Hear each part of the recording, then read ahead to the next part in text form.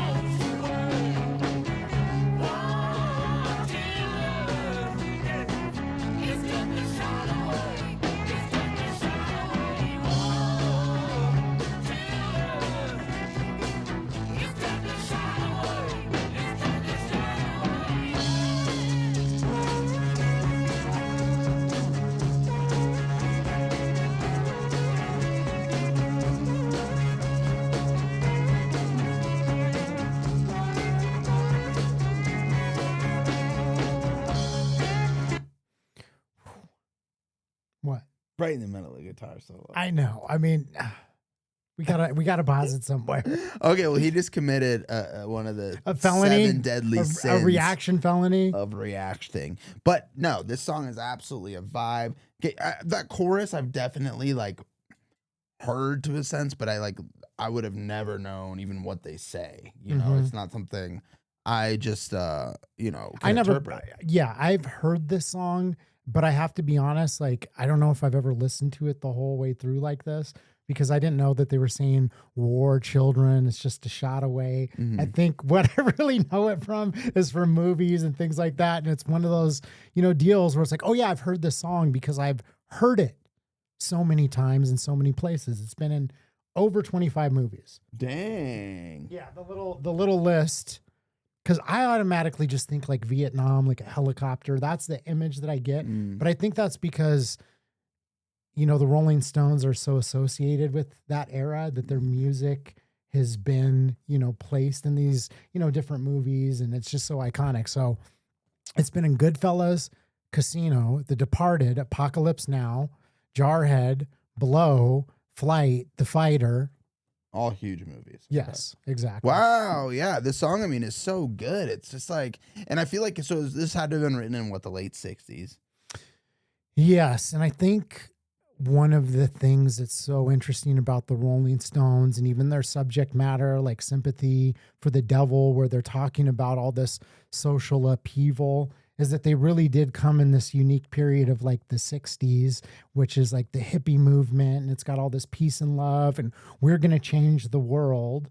And they're along for that ride, but then they're, transitioning into the 70s and this totally different vibe. And are you familiar with the Altamont Freeway incident? Mm-mm. Okay, so there was a concert at the Altamont Freeway, or I think it was Speedway. Sorry. It's like a racetrack, basically, where they had a concert there. And so the Rolling Stones were performing with some other bands, and they hired the Hells Angels to do security. And what ended up happening is there's a fight that broke out in the crowd. One of the Hells Angels, I believe, stabbed one of the guys that was like fighting and killed him. So it was like this watershed moment where a lot of people kind of look at that as like, hey, this is kind of in this time period where the peace and love and joy of the hippie movement is facing the reality of, the real world. And, let's be honest, a lot of the hippie movement had a lot of drugs and other things were involved. So it was like some of the glow was fading away and it was turning into this, other thing. Yeah.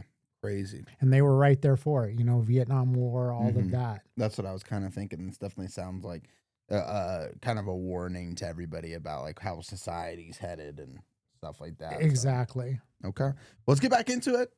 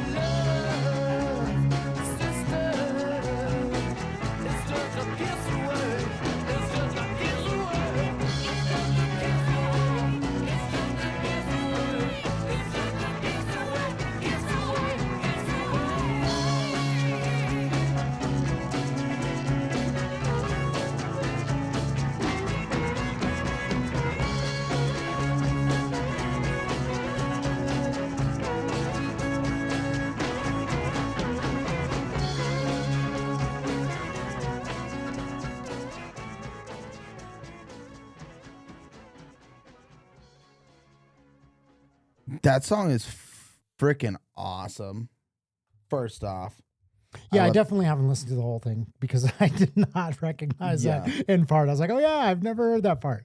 Yeah, I honestly, and I'm so happy like that we did the lyric video too to fully capture it because like it kind of referencing in the beginning like storms coming, find shelter.